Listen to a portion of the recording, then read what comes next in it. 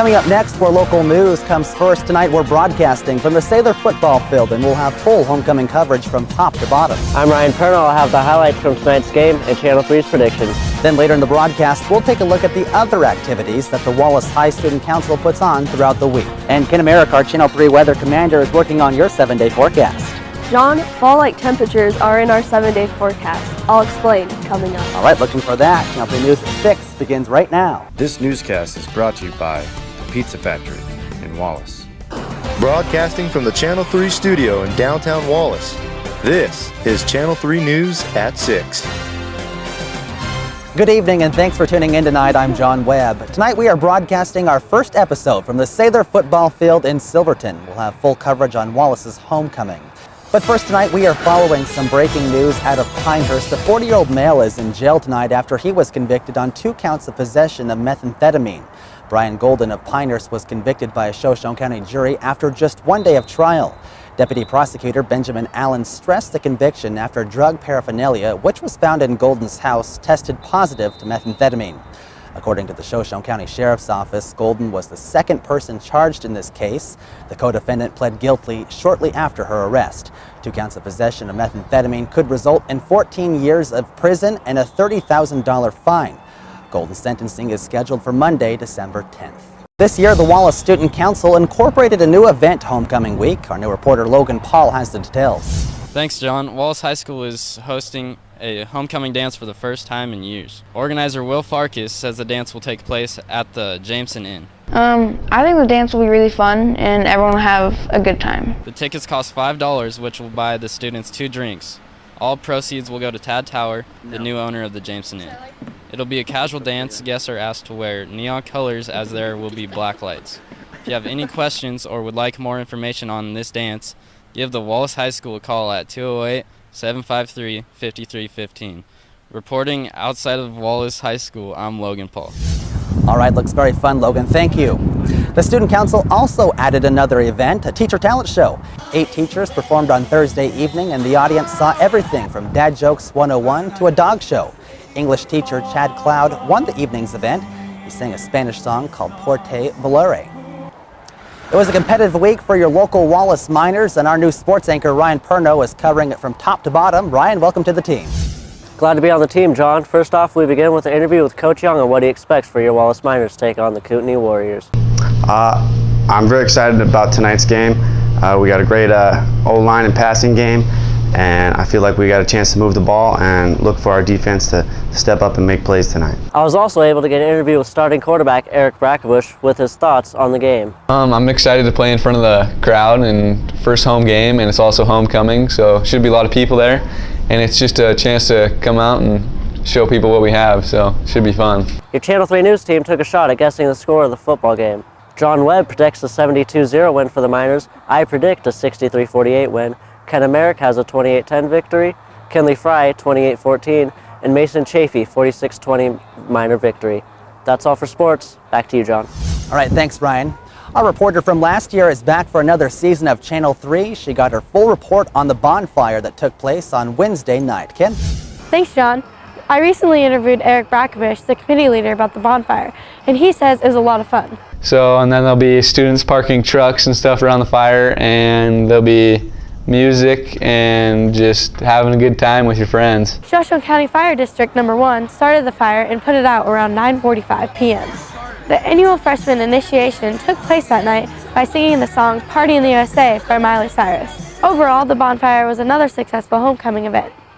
John, we're going to send it back to you. Kinley, thank you. Let's go ahead and get a quick check on your 7-day forecast with our weather commander, Ken Americ.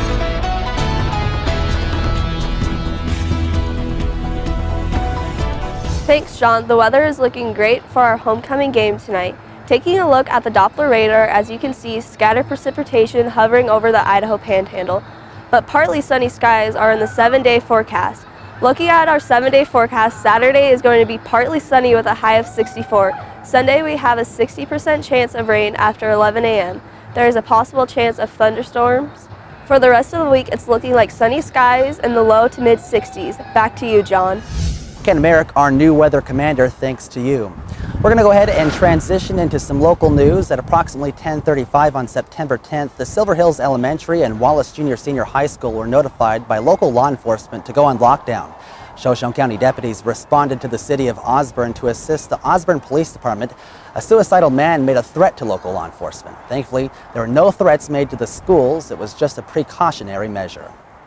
On September 25th at 6 p.m., the Osborne Fire Station will be covering a free 1-hour CPR course. The course will be open to the public to learn basic skills of CPR and get hands-on practice. All participants will also get a free CPR mask keychain. Even though you'll be learning every aspect of CPR, you'll not be receiving a certificate. If you have any questions, please call the fire station at the number on your screen. A Missoula man is now in jail after a crash that left his vehicle flipped over on its side on I-90. Shoshone County deputies responded to milepost 66 near the Golconda district at about 6:25 on September 6th. When crews arrived on scene, they discovered that the vehicle, which was traveling eastbound, had driven through a right-hand median onto an exit and later flipping onto its side. A jet ski, which was hooked up to the vehicle, also flipped over. Deputies later discovered that the male had been drinking. 26-year-old Vadim Skibrico of Missoula, Montana, was arrested and booked into the Shoshone County Jail for driving under the influence. Take a look at this. On Thursday, the Idaho State Police and Shoshone County Sheriff's Office conducted a blitz patrol. The units conducted over 300 traffic stops, which led to 14 felonies, 80 misdemeanors, and a total of 70 pounds of marijuana, meth, cocaine, and LSD. Tonight we're transitioning to some sad news. After 80 years of broadcasting in the Silver Valley, KWAL Radio has decided it's time to jump off of the airwaves. In an exclusive interview with KWAL owner Paul Robinson, we take a look at how hard the decision was for him and his business partner George White. AM 620 first signed on the air back in 1938. The transmitter and towers were located in Osborne with their main studios in Wallace.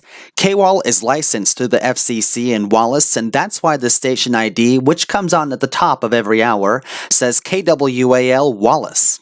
Several years later, in 1945, the studio was transferred to where it is now, Osborne. After 3 different owners and hundreds of DJs, Silver Dollar Radio has decided it's time to officially sign off of the air. It wasn't easy. It was not easy at all.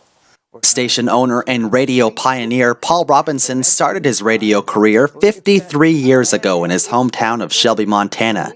6 years after starting out in Shelby, Paul purchased KWAL, and it was later approved by the FCC in the spring of 1972. I wouldn't give away my 2 lots in Osborne, Idaho for all of Toole County in Montana. That's what this area means to me. But Robinson had to make a decision about one of those lots, one that was not easy. And I've shed a tear or 2 over it, I'll tell you. Hasn't been easy. You may remember back in April of 2016 when KWAL's North Tower was knocked down by a driver. It just happened to be Robinson's birthday when the tower collapsed. According to Robinson, it would cost about $200,000 to put a new tower up. You're probably wondering, why do they need 2 towers to begin with? Well, in order to operate at 1,000 watts both day and night, the FCC says they need 2 towers to block a signal in Portland, Oregon from crossing the Canadian border. For the past 2 years, KWAL applied to STA extensions, which allowed them to operate at 250 watts at night. But after a certain amount of applications, the FCC will no longer allow stations to apply for those extensions, which means KWAL would have to operate at 60 watts. At sunset, we might be able to get a signal into Silverton, maybe. You would Osborne. You wouldn't Kellogg. You wouldn't Wallace, Mullen, Cataldo, Pinehurst. All those areas, you wouldn't even be broadcasting to them at night. A big portion of their revenue is local sports, which generally happens at night. That just kills you from a billing standpoint. It's impossible to continue. So after hours and hours of thought, both Robinson and White made a decision that nobody thought they'd ever hear. It's just that George and I just decided that it's just time to go. Just time to go. Paul, of course, wanted to thank everyone for tuning in over the years and all of the sponsors that supported them along the way. And we're certainly going to miss them. Their final broadcast was on Friday, August 31st. Tonight we're ending our broadcast with a new edition. It's called the Wallace Chamber Feature, and we'll take a look at some of the new things that the Wallace Chamber Director, Dave Copeland, finds interesting about Wallace. For our first segment, we interviewed the Sisters on a Fly, a group of ladies from different parts of the country who camp and participate in many fun activities. But they have 3 rules: no husbands, no children, and you have to be nice. Take a look. 2 sisters started, their names are Becky and Maury, and they started the Sisters on the Fly group after a camp out where they decided it'd be more fun to have friends along. And they started with 8 friends, and now we're up over 11,000 sisters.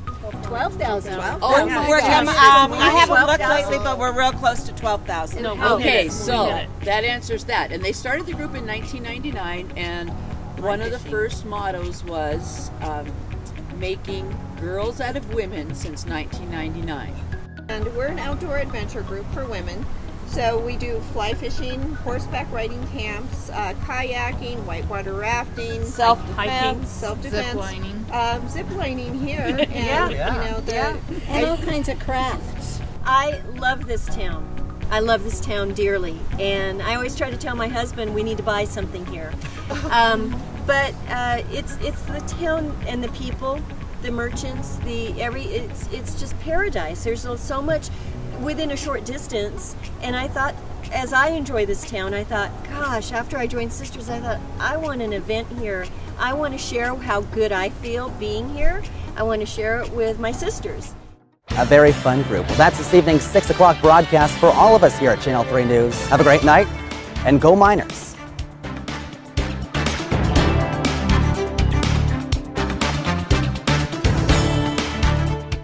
This newscast is brought to you by the Pizza Factory in Wallace.